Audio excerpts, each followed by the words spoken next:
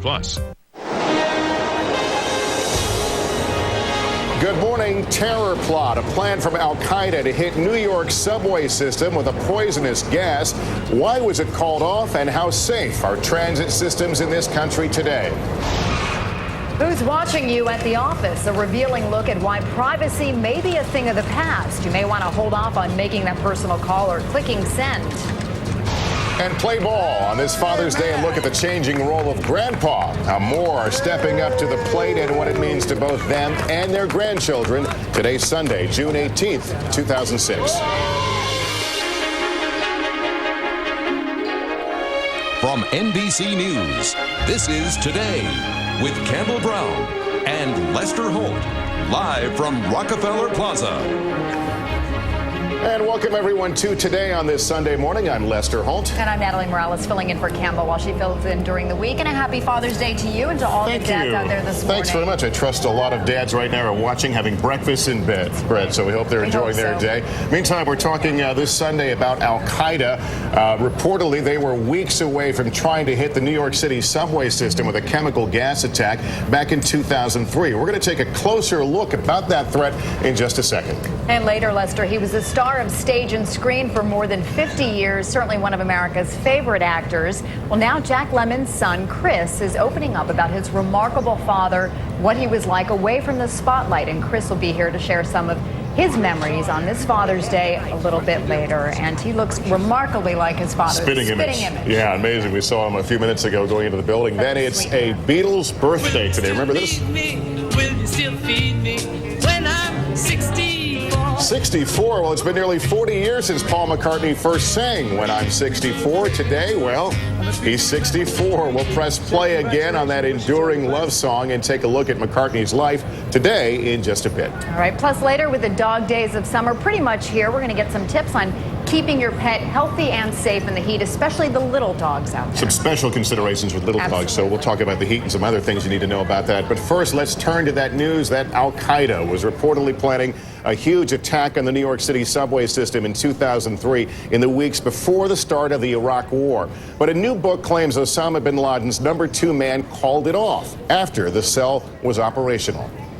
The revelations will appear in Monday's issue of Time magazine, which is providing an exclusive excerpt from author Ron Susskind's soon-to-be-released book, The 1% Doctrine. Susskind writes, it was a hydrogen cyanide attack planned for the New York City subways.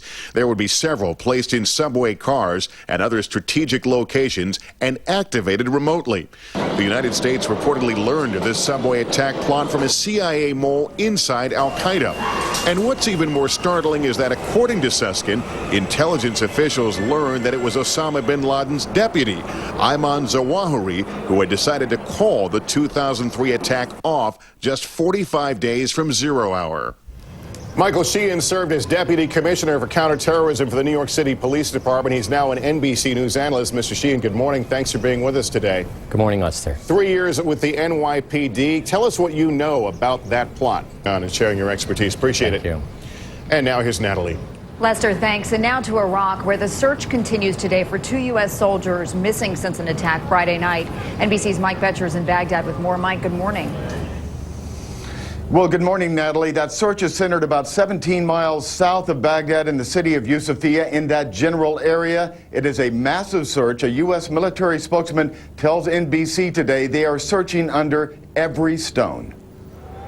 Attempt by the insurgents to gain that momentum back. Natalie? NBC's Mike Betcher in Baghdad. Thanks so much, Mike. Now let's get a check of the rest of the morning's top news stories. And for that, we turn to NBC's Michelle Kaczynski over at the news desk. Michelle, good morning. Good morning, Lester. Good morning, Natalie, and everyone.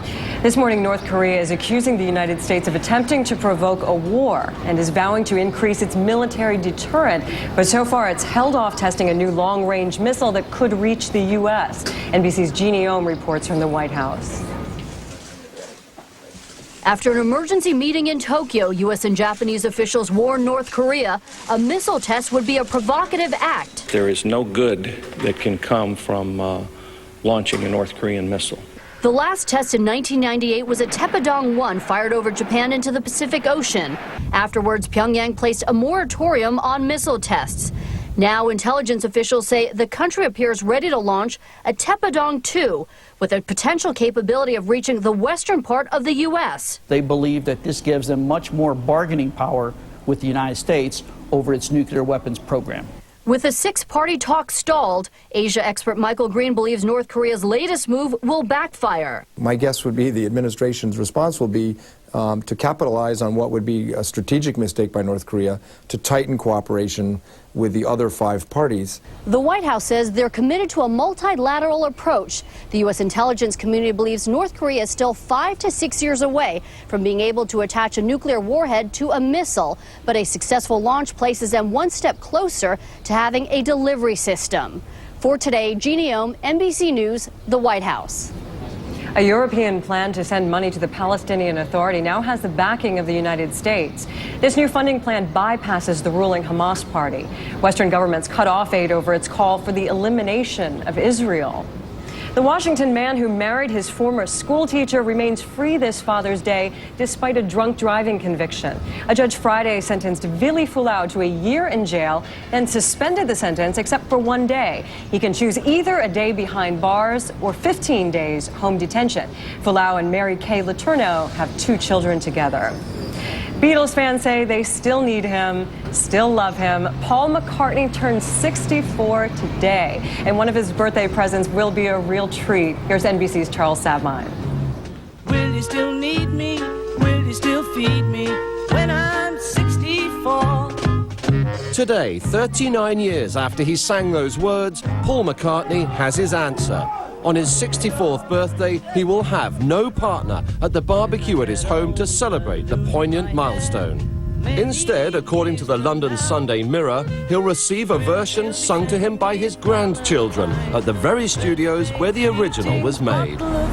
When the Beatles recorded the song here at Abbey Road Studios in 1967, it crystallized for an entire generation thoughts of enduring love and growing old with a partner.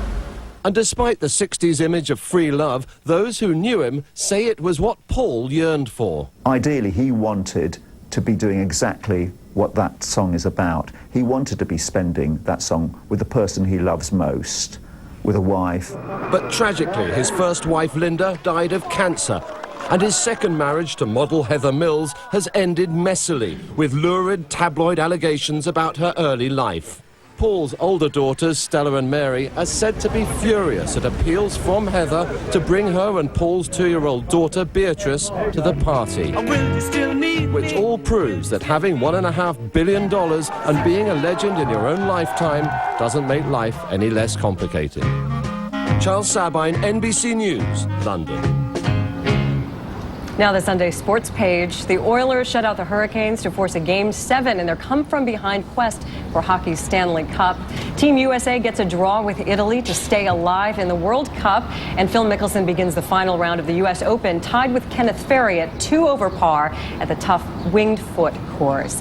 Live coverage of the U.S. Open resumes at 12:30 Eastern here on NBC. The weather can be pretty brutal out there, too. Now let's go back to Lester, Natalie, and Scene. Michelle, thanks very much. Yeah, they'll need a sponge here with the humidity out there. It's like a Gladiator movie. It is. It's going to be out there out at Winged Foot. In fact, let's take you out there and show you what the forecast is going to be. In fact, the weather out here in the east really ties into what's going on in the Central Plains. First, the golf forecast. I'm telling you, above par is probably going to win this tournament. It's a tough, tough course. Phil Mickelson, the only major he hasn't won. We're talking 95 and moderate winds, hot and humid. We haven't seen 90s here in the east, or at least New York City, since September. It's that moist, unstable air mass. There's the severe weather in the central part of the country, and it could turn to flash flooding today from Michigan down through Mississippi. That's a quick check of the national weather scene on this Father's Day. Time now for your local forecast. Still to come, just how closely is your boss reading over your shoulder? A closer look at privacy in the workplace. And it's set to be a scorcher out there. We'll get advice on keeping the family pet healthy and safe this summer. But first, these messages. David Brent and John Chen. Tom Brokaw. Tonight.